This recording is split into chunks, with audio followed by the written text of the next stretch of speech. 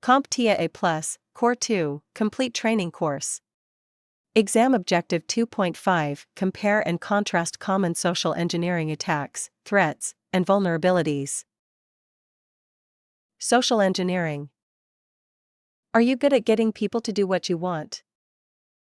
If so, you are probably a natural when it comes to social engineering. So, what is social engineering and how does it apply to IT? Well, to put it plainly, social engineering is the act of manipulating individuals into divulging confidential information or performing actions that compromise security.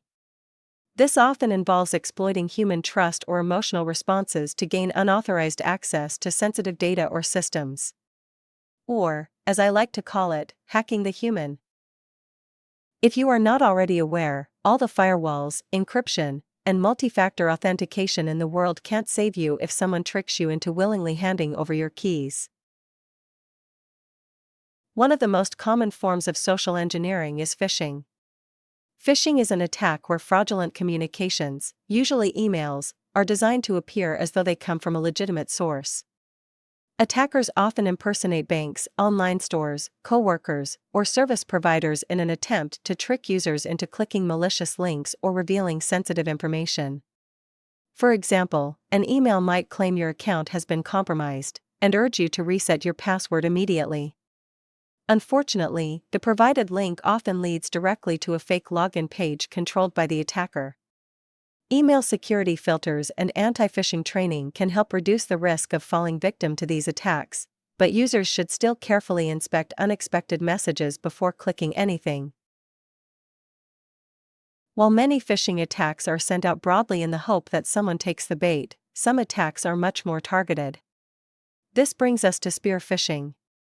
Spear phishing is a highly targeted phishing attack customized for a specific individual, department, or organization.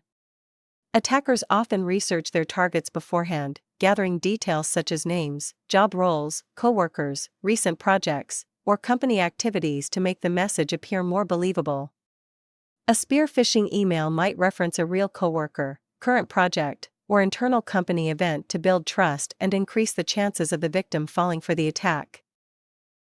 Taking things even further, we have whaling. Whaling is a specialized form of spear phishing that specifically targets high-profile individuals such as executives, CEOs, or financial officers.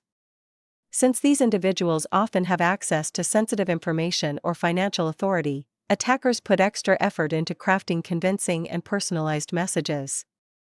Imagine a CEO receiving what appears to be an urgent request from the chief financial officer to approve a large wire transfer immediately. When large amounts of money or highly sensitive data are involved, the whales become prime targets. Attackers do not limit themselves to email either. Sometimes they move their scams directly to your phone through smishing.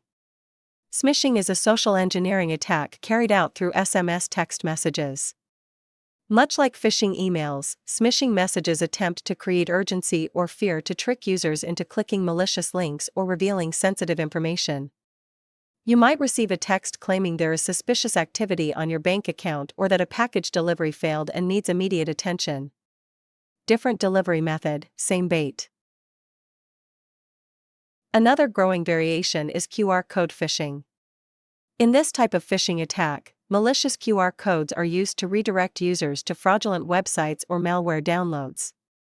Since QR codes automatically open links on mobile devices, users may not always see the full URL before visiting the site. Attackers may place fake QR codes on flyers, emails, restaurant tables, parking meters, or even over legitimate QR codes in public places. One quick scan can send a user straight to a malicious website without them even realizing it. If email, text messages, and QR codes were not enough, attackers may also attempt to manipulate victims through voice communication. This is known as vishing.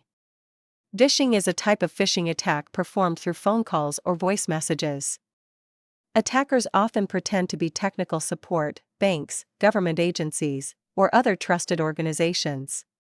For example, someone might call claiming there is a virus on your computer and offer to help fix the issue. In reality, they are trying to steal information or gain remote access to the device. One of the best defenses against phishing is to independently verify the caller by hanging up and contacting the organization directly, using an official phone number. Social engineers also rely heavily on impersonation. Impersonation occurs when an attacker pretends to be someone trusted in order to gain access to information, systems, or physical locations.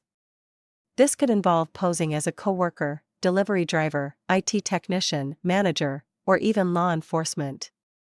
The attacker's goal is to exploit trust and convince the victim to lower their guard. Many social engineering attacks become much more effective once the attacker successfully convinces the victim they are legitimate. Sometimes attackers skip the digital tricks altogether and attempt physical access instead. One example is tailgating.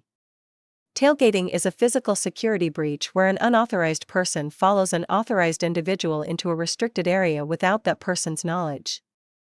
Picture someone carrying a box walking closely behind an employee entering a secure office building. The employee never realizes the attacker slipped in behind them, allowing the unauthorized person to bypass security controls, such as badge readers or keycards. Sometimes a moment of distraction is all an attacker needs to gain physical access. Another physical social engineering tactic is shoulder surfing. Shoulder surfing occurs when an attacker physically watches someone enter sensitive information such as passwords, PINs, or access codes. This commonly happens in crowded areas like coffee shops, airports, public transportation, or ATM machines. Something as simple as glancing over someone's shoulder while they type can reveal valuable information to an attacker.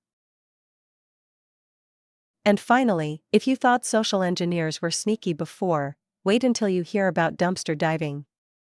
Dumpster diving is a social engineering technique where attackers search through trash or discarded materials to find sensitive information. Attackers may search for invoices, passwords, sticky notes, printed emails, network diagrams, or anything else containing useful information. To a social engineer, yesterday's trash can easily become tomorrow's security breach. Properly shredding sensitive documents before disposal is one of the simplest ways to defend against this type of attack. As you can see, social engineering attacks come in many forms, but they all share one thing in common: they target people rather than technology. Whether through email, phone calls, text messages, QR codes, or even face-to-face interactions, attackers rely on trust, urgency, fear, and distraction to achieve their goals. Understanding how these attacks work is one of the most effective ways to recognize suspicious behavior and avoid becoming the next victim.